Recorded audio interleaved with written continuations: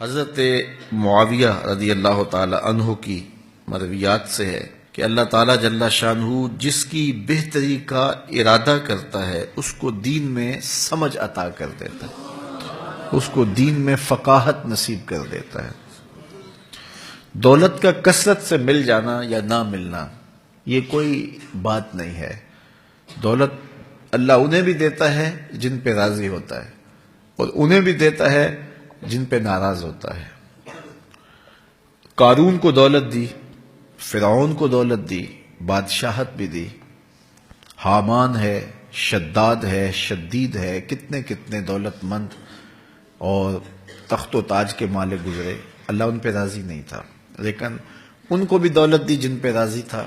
حضرت عثمان غنی کو دولت عطا کی، حضرت عبد الرحمن ابن عوف رضی اللہ تعالیٰ عنہ کو صحابہ میں سب سے زیادہ دولت مند حضرت عبد الرحمن ابن عوف تھے، ان کو بھی دولت عطا کی، اور بھی لوگوں کو، حضرت سلیمان کو پیغمبری بھی دی، دولت بھی دی، بادشاہت بھی دی۔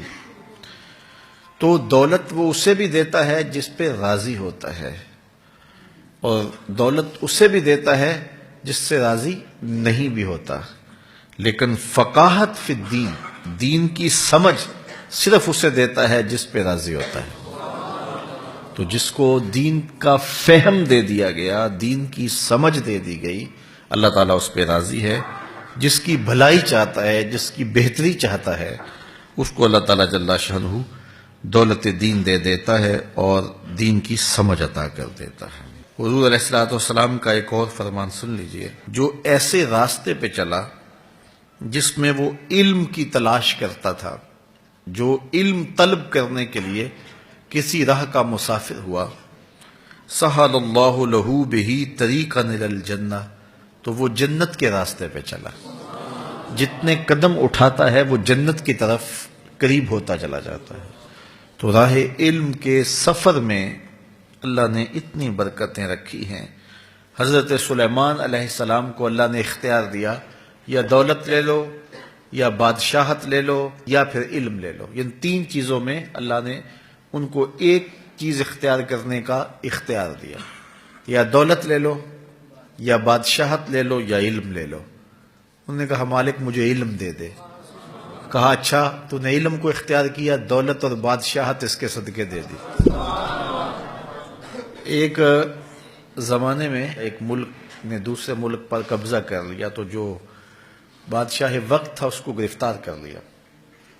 تو جب گرفتار کر کے دربار میں لایا گیا تو وہ جو دوسرے ملک کا محکوم بادشاہ تھا وہ سامنے کھڑا ہے، تو اس نے اس کو کہا کہ میں بھی چونکہ بادشاہ ہوں اور تم بھی اس سلطنت کے شہنشاہ رہے ہو، تو میں تمہیں قتل نہیں کرتا، تمہیں معاف کرتا ہوں، اور اب اس ملک میں تمہیں کوئی عہدہ دینا چاہتا ہوں۔ اب تم بتاؤ تم کون سا عہدہ قبول کرو گے؟